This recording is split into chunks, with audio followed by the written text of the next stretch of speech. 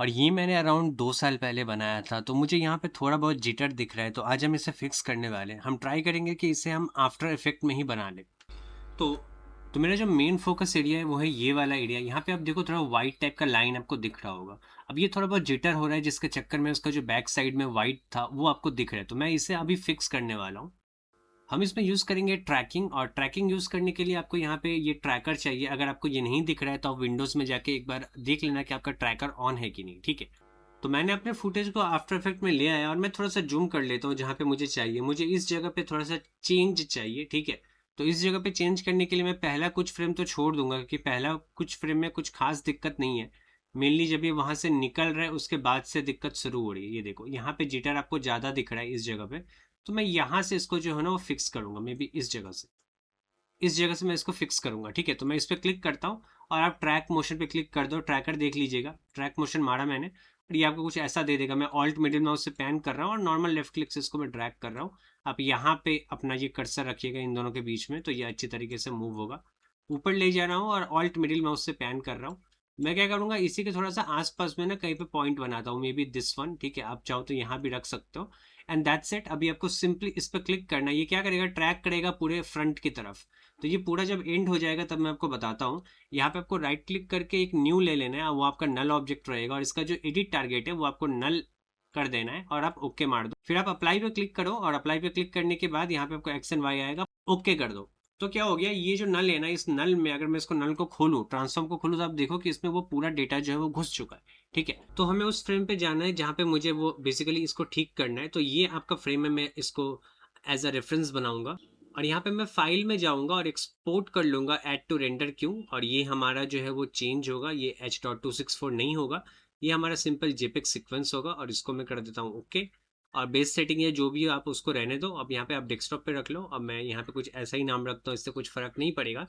और मैं इसको सेव कर लेता हूँ और अब जो है ना आप इसको रेंडर मार सकते हो। बट दिक्कत ये है कि रेंडर करोगे तो ये पूरा का पूरा कॉम्पोजिशन आपका रेंडर होगा।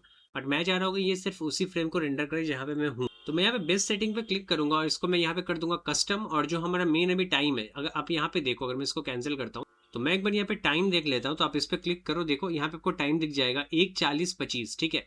तो ये पर्टिकुलर मैं क्या करूंगा, इसको मैं कॉपी कर लूंगा, ठीक है। तो इसको मैंने कॉपी कर लिया और एक बार फिर से मैं चला जाता हूँ अपने रेंडर के ऊपर और यहाँ पे मैं कर दूंगा बेस सेटिंग पे क्लिक, और ये जो है इसको मैं कर दूंगा कस्टम, और इसको मैं कंट्रोल वी कर देता हूँ और एंड को भी मैं कर देता हूँ कंट्रोल वी। तो हमारा क्या हो गया, ये पर्टिकुलर सिर्फ एक फ्रेम ही रहा, ठीक है। ओके कर देता हूँ, ओके कर देता हूँ, एंड देन मैं रेंडर पे क्लिक करता हूँ।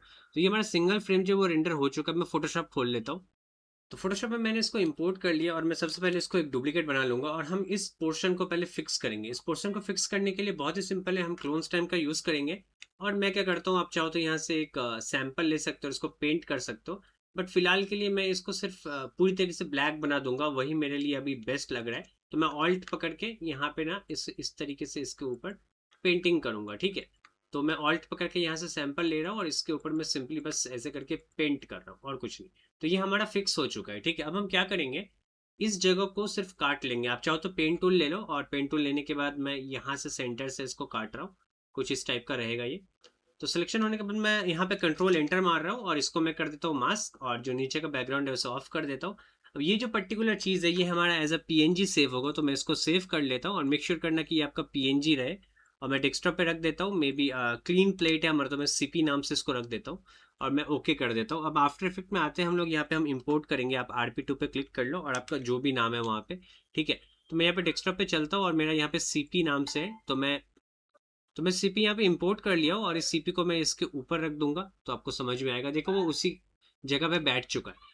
अब हमें कुछ भी नहीं करना, ये जो सीपी है हमारा, ये सीपी को आपको ये जो जलेबी टाइप का चीज़ है ना, इसको क्लिक करके नल पे जाके छोड़ देना। तो मैं जूम करके आपको एक बार दिखा देता हूँ कि उस जगह का क्या सीन है। तो मैं इसको एक बार चलाता हूँ तो आप समझोगे। देखो ये वीडियो तो चल रहा है, बट ये टाइम टू टाइम क्या हो रहा है ना, इसका जो ओवर, देखो ये तो हमारा फिक्स हो गया, ठीक है। बट ये जो लाइटिंग है, इस लाइटिंग को हमें ना मैनुअली फिक्स करना पड़ेगा, ठीक है।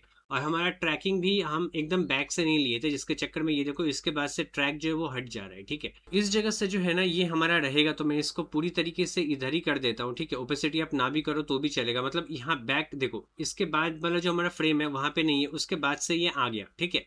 तो हमें क्या करना है, जस्ट इस फ्रेम को और इस फ्रेम को मैच करवाना है, ठीक है। तो इसको हम लोग पहले तो इसमें एक इफेक्ट देंगे, तो उस इफेक्ट को लाने के लिए हम लोग इफेक्ट्स में चलते हैं, यहाँ पे इफेक्ट्स एंड प्रीसेट पे।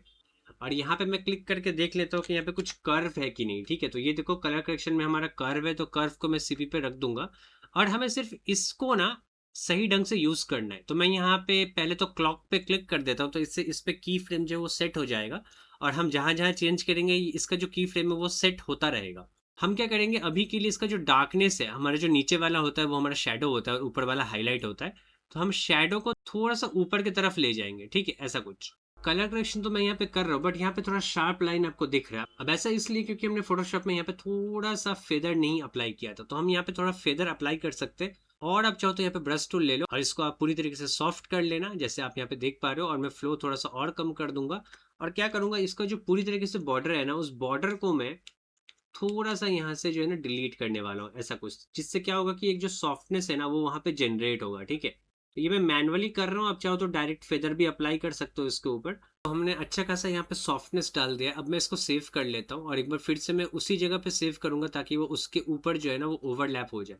तो मैं इसको पूरी तरीके से रिप्लेस कर दूंगा। अब अगर मैं आफ्टर इफेक्ट में जाता हूँ तो आपको पता चलेगा, ये देखो ये जो है ना इंस्टेंटली वहाँ पे इफेक्ट हो चुका है। ठीक है, अब हमें कुछ भी नहीं करना है, हमें बस फ्रेम को आगे ले जाके देखना है कि कौन से फ्रेम में जाके ये बहुत ही गंदा दिख रहा है। ये देखो, इसके बाद से आपको यहाँ पे दिख रहा होगा कि ये लाइट कुछ ज्यादा ही लग रहा है। देखो अगर मैं बैक में चलता हूँ तो इतना दूर तक तो ठीक था, इसके बाद से ये चेंज होना स्टार्ट हो गया। तो मैं क्या करूंगा, इस जगह पे है ना ये सेम चीज, मतलब जो हमारा फर्स्ट टाइम पे वैल्यू था वही वैल्यू मैं यहाँ पे रखूंगा। तो मैं इस पे यू प्रेस करूंगा और यू पे आपको वो एनिमेशन दिख जाएगा। तो मैं कंट्रोल सी कर लेता हूँ और यहाँ पे आके मैं कंट्रोल वी कर देता हूँ, तो यहाँ से इतना दूर तक सेम वैल्यू रहा। ठीक है, और इसके बाद से जब मैं चेंज कर रहा हूँ तो देखो लाइट जो है वो पूरी तरीके से यहाँ पे चेंज हो रहा है। ठीक है, तो मैं लास्ट तक जाते जाते ना इसको मैं डार्क कर दूंगा। तो डार्क करने के लिए मैं इसको नीचे करूंगा और नीचे देखो आप इस तरीके से ये मैच हो चुका है। ठीक है, तो एक बार हम वापस से इसको चला के देख लेंगे, लेकिन यहीं से। ठीक है, ये देखो हम यहाँ से इसको चला के देखेंगे कि कहीं लाइट का तो कहीं भी डिफरेंस नहीं है। तो मैं चलाता हूँ, अब देखो अब जो है वो लाइट पूरी तरीके से फिक्स हो चुका है। हाँ, मुझे सेंटर में लगा जैसे इस जगह पे, मुझे लग रहा है कि इस जगह पे थोड़ा सा दिक्कत है। तो आप चाहो तो यहाँ पे वैल्यूज भी चेंज कर सकते हो, अदरवाइज आप इसी को कॉपी करके इस जगह पे पेस्ट कर सकते हो। ठीक है, तो अब देखो कि अब जो है ना वो इफेक्ट जो है वो चला गया है और मैं अगर स्टार्टिंग से एंड तक जाऊं तो अब ये अच्छी तरीके से वहां पे लाइटिंग के साथ मैच हो रहा है। ठीक है, तो इस तरीके से आप इसको फिक्स कर सकते हो। तो अब देखो अब ये बिल्कुल सही लग रहा है, उसमें थोड़ा बहुत जो जिटर था वो भी हमारा फिक्स हो चुका है। और इस तरीके से आप अपने एडवर्टाइज को और भी नेक्स्ट लेवल पे ले जा सकते हो, जहाँ पे आदमी जो है वो आपका गलती पकड़ ना पाए। तो वीडियो अच्छा लगा तो लाइक कर दीजिएगा, हम लोग मिलते हैं नेक्स्ट वीडियो में।